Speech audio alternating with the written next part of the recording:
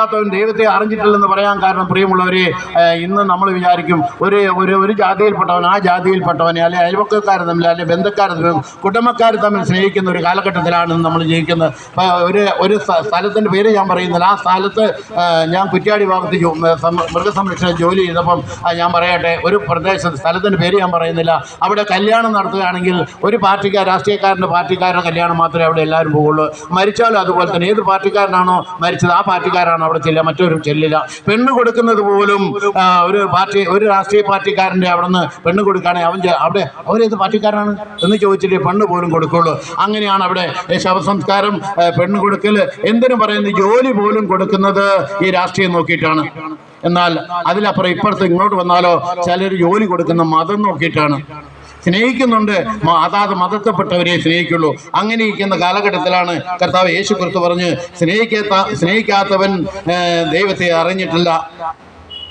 ദൈവം സ്നേഹമാണ്, സ്നേഹത്തിൽ വസിക്കുന്ന ദൈവത്തിലും ദൈവം അവനിലും വസിക്കുന്നു. ദൈവം സ്നേഹമാണെന്ന് എഴുതിയ ഒരൊറ്റ പുസ്തകമേ ഉള്ളൂ, അതാണ് വിശുദ്ധ ബൈബിൾ.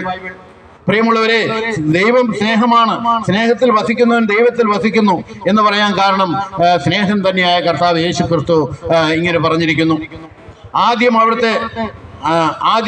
അവിടുന്ന് നമ്മെ സ്നേഹിച്ചു, അതിനാൽ നാം അവിടുത്തെ സ്നേഹിക്കുന്നു. ദൈവം മനുഷ്യനെ സ്നേഹിച്ചു എന്നതാണ് ഏറ്റവും വലിയ അത്ഭുതം. കാരണം ദൈവം ആരാണ്? ഒറ്റ വാക്കുകൊണ്ട് പ്രപഞ്ചത്തെ മുഴുവൻ സൃഷ്ടിച്ച ദൈവം. നമ്മൾ ഇന്ന് ഒരു മനുഷ്യൻ്റെ നഗ്നമായ നേത്രങ്ങൾ കൊണ്ട് കാണാൻ കഴിയാത്ത 10,000 കോടി സംഗതികൾ പ്രിയമുള്ളവരെയും നമ്മുടെ ഈ കണ്ണുകൊണ്ട് കാണാൻ കഴിയാത്തതുണ്ട്.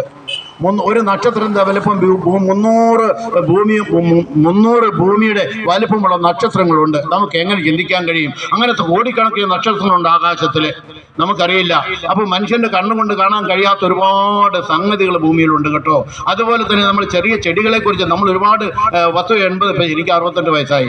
ഞാൻ ചോദിക്കട്ടെ, 90 വയസ്സായ അല്ലെങ്കിൽ 100 വയസ്സായ ആൾ കാണാത്ത ഓരോ ദിവസം ചില പുതിയ ചെടികളെ നമുക്ക് കാണാൻ കഴിയും. ഞാൻ മൃഗസംരക്ഷണ വർക്ക് ചെയ്യുന്നതുകൊണ്ട് ഞാൻ പറയട്ടെ, അപ്പം മിക്കവാറും വീടുകൾ കൂടെ പോകാറുണ്ട്. പല വീട്ടിലും ചില ചെടികൾ കാണുമ്പോൾ ഞാൻ അത്ഭുതപ്പെട്ടു പോവുകയാണ്. കാരണം ഞാൻ കാണാത്ത ചെടികളാണ് ഓരോ വീടുകളിലുള്ളത്. എത്ര മനോഹരമാണത്! ഞാൻ പറഞ്ഞത് ദൈവത്തിൻ്റെ മഹിമയാണ് ഞാൻ അവിടെ കാണുന്നത്.